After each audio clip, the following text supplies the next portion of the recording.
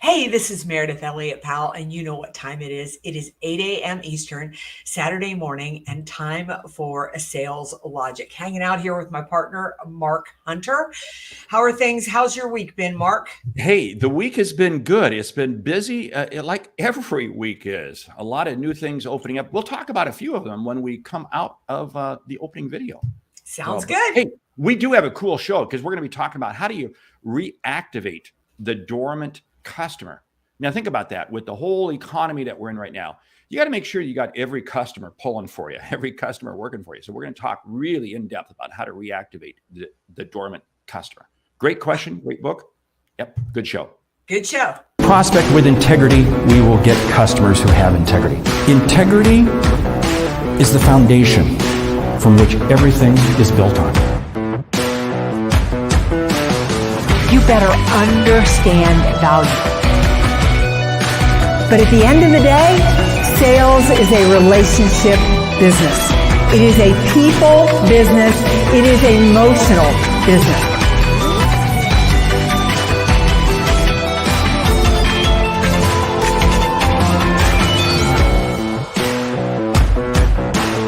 This is Sales Logic. Hey, we got three things that you need to join us on, the audience. Meridith and I, next week, we're going to be doing a live show in Vilnius, Lithuania. So, hey, why don't you come on over and join us, okay? all of our Lithuanian friends. Yeah, it's kind of random, but that's where we're going to be doing the show next week.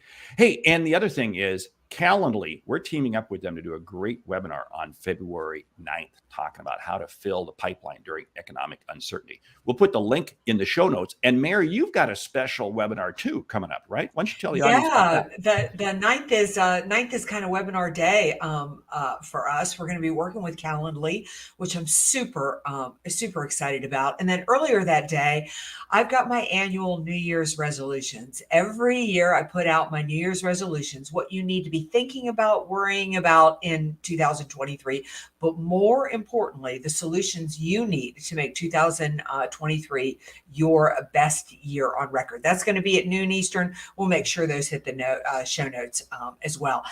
Mark, I do, how rare that we get to speak in an event together. We're usually, on different sides of the country, but you and I are going to be in Lithuania together, and it's going to be super exciting. We're there speaking to a large group of sales professionals in that part of the country, and we're going to do a show from there. See what sales looks like in Lithuania and cover a hot topic. So I hope that you will plan to join us same time, right? 8 a.m. Eastern. So don't miss it next Saturday morning. I think it's going to be a kick. Yeah. I mean, we do the shows on the road together domestically, but we never done it outside the country. So anyway, hey, why don't you tell the audience how the show works? Yeah, so every Saturday we come to you, and the first thing we cover is a question from you, the audience. So if you want to participate, and we love our audience, we love our followers, just go to saleslogicpodcast.com. You can do a couple of things there. Check out the new website. It looks amazing. You can rate and review the show, which we would love you to do, and you can ask a question there. We'll feature you right here on Sales Logic. We cover hot topics, suggest a book you should be reading. And because we want you to leave with return on investment, we do a lightning round. So those are the strategies you can implement immediately. So Mark, what's on tap for today? Well, the topic is reactivating the dormant customer. The question today comes to us from Anne in Israel. She's a great listener. She's followed us for a long time. She asked, if a former client has not ordered in a year or two, should their account status in CRM be changed back to prospect, or should it stay client? Do they need the outreach of a client who ordered in 2022, or should they be treated as a new prospect? We know they are a prospect, not a lead, as they have ordered the product in the past and from us. So the question on the table is, should they be treated as a new customer or a prospect or reactivating an existing customer? Is that correct? That's the question. And I got some pretty interesting comments I want to share, but why don't you go first? Dive in, Mark. Okay. Our good friend, Jill Conrad, shared this line one time. You treat a prospect exactly the same way you treat a customer. Boom, drop the mic on that one. Here's the thing. We all have customers that have gone dormant on us. You can move them back to whatever status you want in your CRM system, but I believe you have to be treating them the same way, because here's the whole thing. Dormant customers have gone dormant because they haven't found a reason to do business with you. What does this mean? You're not sharing with them really enough value or something of that nature, or maybe you don't know their business well enough. So what does that mean? You've got to be doing a much deeper dive with them to understand their business and to be sharing with them insights that help them do their business. So anyway, you jump in and I'll share an example here in just a bit. Yeah, I sort of think the opposite from Jill Conrath. I mean, I think that you should, I think that you should, treat a customer just like you treat a prospect. Once somebody typically becomes our customer, we take our foot off the gas. So in this situation, this is somebody who hasn't done business with you in a while. The truth is their business has changed, but I don't care if they've ordered from you every year.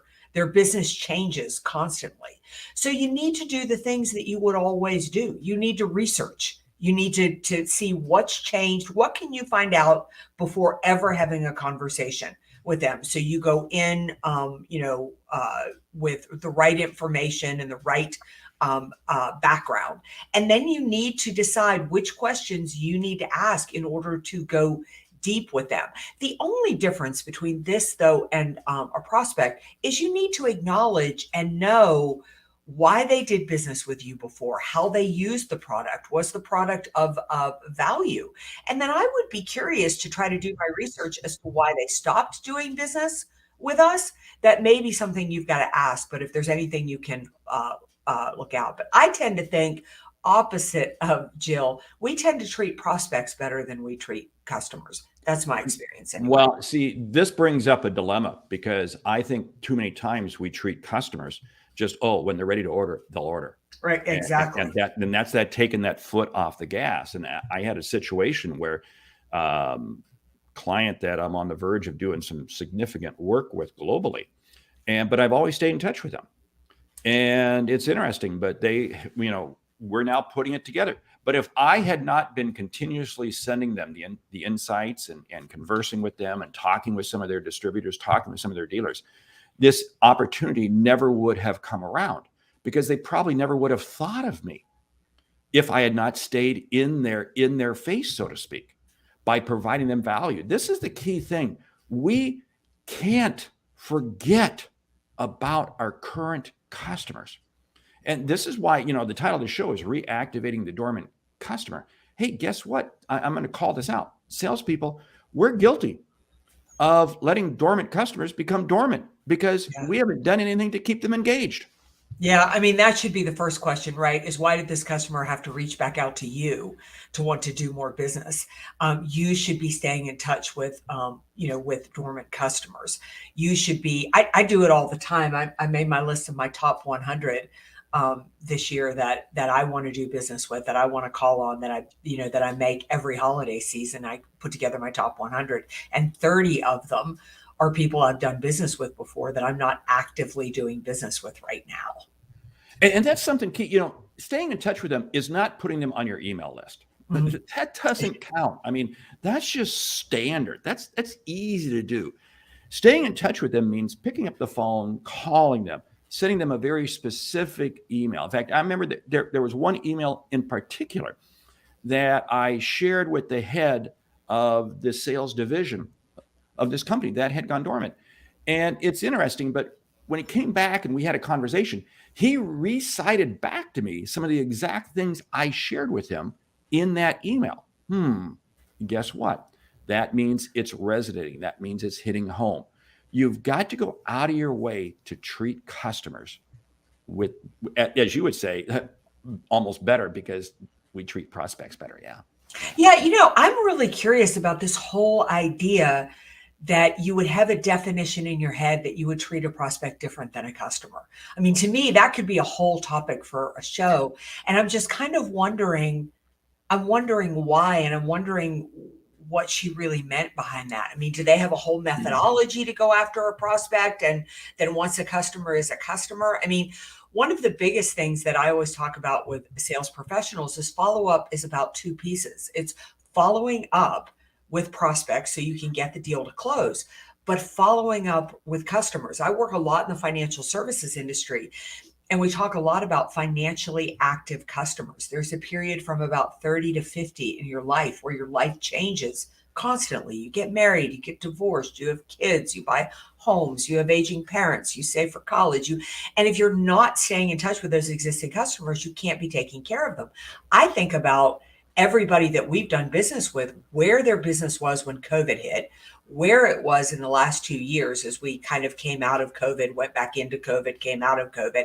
And as we head into 2023, whatever 2023 is going to be, there's so much shifting for people. Why wouldn't you be staying in touch?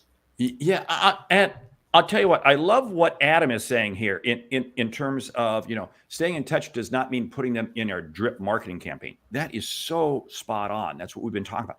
But here's something key. You've got to be putting it in your CRM system to make that follow-up call, to send that very special email, whatever it might be. One of the techniques that I tell salespeople to do is use Friday afternoons. Friday afternoons to me are a great time to be, to me, that's prospecting day, that's closing day. So many things happen on Friday afternoons. But it's also a great time to pick up the phone and call some of those dormant customers. Because again, you don't know, chances are they're going to pick up the phone because it's a little more laid back. Minimally, you're sending them an email. You're sending them. I just did a video yesterday. And one of the strategies for senior level people is you send them a very special email just designed for them on a Saturday morning at 6:30, like right after you listen to Sales Logic. Yeah. And you put in it just a little piece of newsworthy information, something happening in the industry that they're in or something. And you email that to them on a Saturday morning. And it's very specific, very direct. And I'm amazed. I do this on a Saturday morning. In fact, I'll be doing this right when we get done with the show. And it's very interesting. I get a lot of responses back on Saturday morning, which is great. What am I doing? I'm dripping on CEOs, C-suite people I don't normally get a chance to talk to. And maybe it's been a long time since I've touched base with them, but it reactivates. There's so many strategies, but you got to be proactive in doing it. Yeah, it's interesting in the nonprofit world, we have this. Whenever you sit on boards to raise money for organizations, years ago we started talking about this idea that do we only talk to our customers, our donors when we want them to give us money? And for so many nonprofits, that's what they do. They only reach out when we want. Well, the same can be said of us as salespeople. Do we only reach out when it's time to refill an order? And if you're doing that, you're opening the door for your competition. The chances that you are going to interact with somebody at the exact moment they are ready to buy are pretty slim to none. But one of my favorite questions to ask a prospect is, when is the last time you heard from your sales rep? When's the last time you engaged with them? And more often than not, they'll say, I haven't talked to them in a while. Because of exactly the reason you said, Mark, is we assume that if a customer wants to buy, they'll pick up the phone and they'll call us.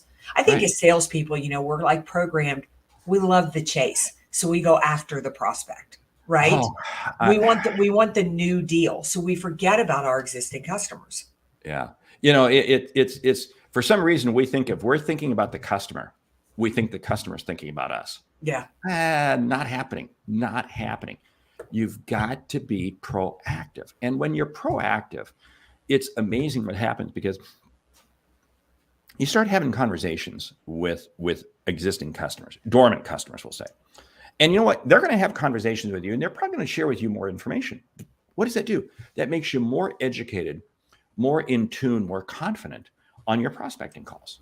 I love this balancing effect, because it raises all boats in the water. I mean, a rising tide lifts all boats. So you got to be engaged with existing customers. Don't allow that to fall on customer service. Oh, customer service takes care of existing customers. There's a reason they're paid a lot less than you are as salespeople. I also think we miss how incredibly easy the sale is with an existing customer. I just had one. I've got a group that I do quite a bit of work for. And every year I usually do some quarterly coaching with their executive team. Well, I hadn't heard from the CEO on that. We talked about other projects, but we hadn't talked about this. I just shot her an email a couple of weeks ago and I said, are you ready to renew that contract for the executive coaching of the DR? It came back like that. She said, yeah, just send me an agreement. It, like to your point, it hadn't been top of mind for her because she had so many other things going on. But those people already know you, like you, and trust you. I often say to my clients, the worst thing that can happen to you in the marketplace, the absolute worst, is not that you don't get the sale. It's that your customers find out about a product or service they need from somebody else other than you. Because the moment that I sell Mark, he trusts me. I don't care if I sold him a product 2 years ago. He assumes if there's something that could benefit his life, I'm going to reach out and I'm going to offer that product. Why we leave that easy sale off the table is beyond me.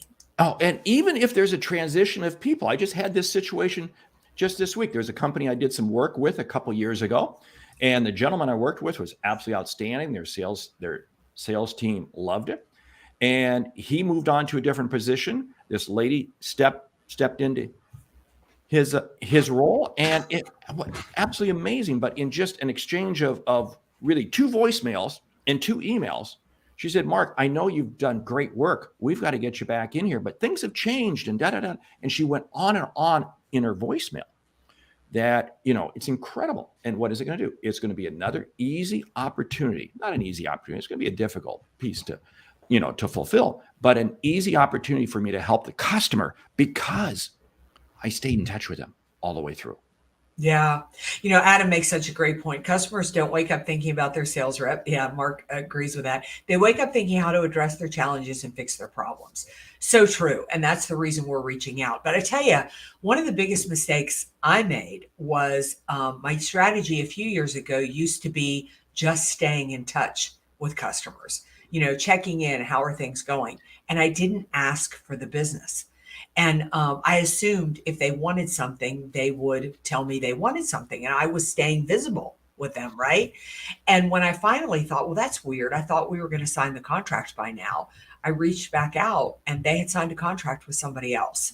That's my fault. So some of those reach outs have to say, hey, Adam, I've loved talking with you. Tell me what's going on for 2023. I want to talk about some things that we could do to really help you achieve your goals. You literally have to ask for the business. You've got to be deliberate with the CTA, the call to action. You have to, because otherwise it just, like you said, it just becomes a conversation between 2 friends. I've been guilty of that. We all have. Now, I want to spin this around the other way because I see a lot of salespeople who kind of view themselves as account managers. And what they do is they just nurse existing customers and they don't spend any time over on the prospecting side. But here's the whole situation. Come back to what Mary just talked about. If you're having communication and dialogue with that customer, are you getting incremental business from them? This is so key. Sales is about creating incremental opportunities. It's not about existing business. It's incremental. So you've got to be very deliberate. Just what Mary said, you can have the conversation, but you got to come right out and ask for it. And if you don't come out and ask for it, shame on you if that business walks out the door and goes somewhere else. Yeah, I love Amer's comment. I hope I didn't butcher your name. I guess treating a prospect as a customer is not realistic as they are actually not customers yet. If you follow up, follow back, and follow through with prospects and show value in a simple way, then they might get qualified. Absolutely, but I'm going to argue that point just a little bit. Follow up, follow back, and follow through is exactly what you should be doing with a customer. The other is part of the prospecting process is you selling from a place of power and qualifying that prospect. One of the reasons that I'm having the conversation is not to get you to buy a product. I'm trying to figure out if I can really help you. I mean, I've done my due diligence and my research. I'm probably, by the time I call on a prospect, I'm probably 60% of the way there, 60 to 70, pretty sure that you're qualified. Because if I'm not 60 to 70% of the way there, I'm not going to burn a sales call, right? But through that first couple of prospecting, I'm trying to figure out if you qualify. And if you do, whether you're a customer or a prospect, I'm going to follow up, I'm going to follow back, and I'm going to follow through. I'm going to follow the exact same process with it. I just have a leg up if you've ever bought something from me before, because you've had an experience with me that I'm going to trust has been a good experience, and I can go deeper with that. Mark, what do you think about the comment? I agree with your comment, Mary, because I think we do have to treat them the same. You know, I really do. And you've got to be proactive. You know, one of the things that I tell people, I'll work with the sales team and they're like, they're a little hesitant to prospect. I'll say, well, one of the easiest ways to prospect then is to make your first call or two to an existing customer, because you've got a relationship. Now, excuse me, if they don't like you, maybe it's your personality. Okay? You're saying maybe it's you, maybe there's something wrong with you. But here's what you have to stop and ask yourself this question. With every conversation I have, am I learning something new? Am I learning something new? And this is why this whole thing, and you brought up those dreadful words, checking in. You know, how many times have you received an email from somebody, from some salesperson who says they're just checking in? Yeah. Oh, quite a few. Yeah. And my response, I never do it, but I want to say, I didn't realize I was a hotel. You know, that's what you do at a hotel.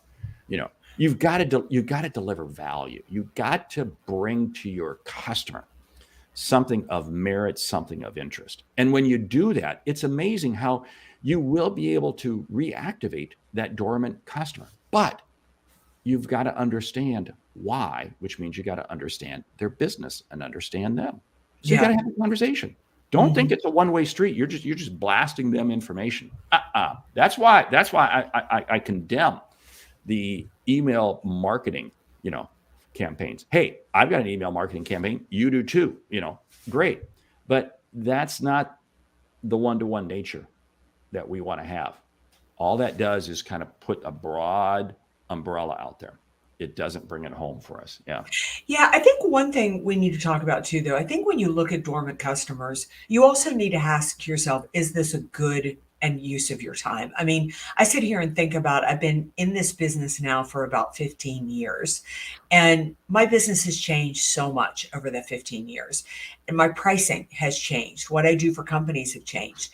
I have dormant customers from the first, 5 to 7 years of my business that aren't a good fit for me anymore. I don't think. Now, I need to look at their business too. Maybe their business has grown like my business has grown. But I think you need to do as much due diligence as you can on the front end to see if it's a good and effective, use of your time. Now, that's a great comment, because here's the whole thing. This is not the time to go outside your lane. You still have to stay in your lane. We bring the most value to customers who we know the lane that they're in, and they happen to be in the same lane we're in. Right. That's where we bring the most value. So you're right. You may have some old customers. I've got some like that too. But you know what? Their business is just totally different than what I'm doing today, and not going down that path. Just not doing it. It's okay. Yeah. But I will stay in touch with them. Yeah. For two reasons. One, I may be able to send them somebody else. I may be able to refer them to somebody else. And two, there's just insights and knowledge, because again, this is a relationship, and I never know when they may refer me. And I've had that happen on a number of occasions. There were some clients that I worked with years ago. But we've just stayed in contact with a friend, and they refer me business. So again, this is a relationship. Business is people, and people are relationships. So it's not that difficult. Hey, time is moving along here. Should we talk about the book? Yeah, do it. Hey, the book is Patrick Tinney. I don't know if you're watching this morning, but Patrick Tinney, great friend of ours out of Canada, he's written the book, The Bonus Round. And you do need to get, now here's the whole thing. We should almost be doing the trilogy from Patrick, because not only has he written The Bonus Round, but he's written Unlocking Yes and Perpetual Hunger. And the three books really go together, but they're going to give you some of those insights that you're going to need to keep that conversation going and to reactivate that conversation. So we'll put a link in the show notes, but I really suggest The Bonus Round by Patrick Tinney. Awesome. I haven't read it, so I'm excited about it. Well, you got, and if I had had enough time, I would have found it on my bookshelf back here. But I say that every week, don't I? Anyway. Yes, you do. Thanks. Really, throw me into the bookcase. Okay. Lightning round. Are you ready? I am. Top 10 ways to get the dormant customer active. Go. Make a list of your dormant customers and qualify which ones you want to follow up with and which ones maybe you need to pass on to somebody else. Pick up the phone. Make the call. Work them into your prospect list. You carry a prospecting list of your top 50, your top 100. Make a good chunk of that your dormant customers. Share with them a valuable, keen, current insight. Get the conversation going. Let them know that this is going to be a regular interaction with them. With dormant customers, you're going to reach out 2-3 times a year. Set up the expectation that you're going to be reaching out to have those conversations. Do a performance assessment. Hey, I want to talk to you. We've done some business with you, but really want to understand, how's it working out? What's it happening for you?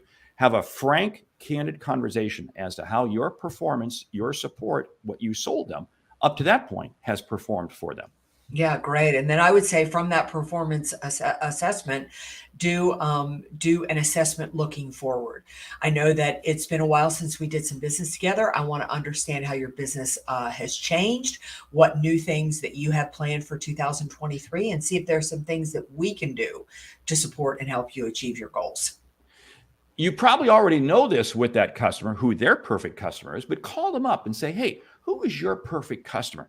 Because I want to make sure that I'm able to refer you to somebody else. And it's amazing, that simple action of gifting them an opportunity to have another customer, suddenly it's going to get them thinking, you know what?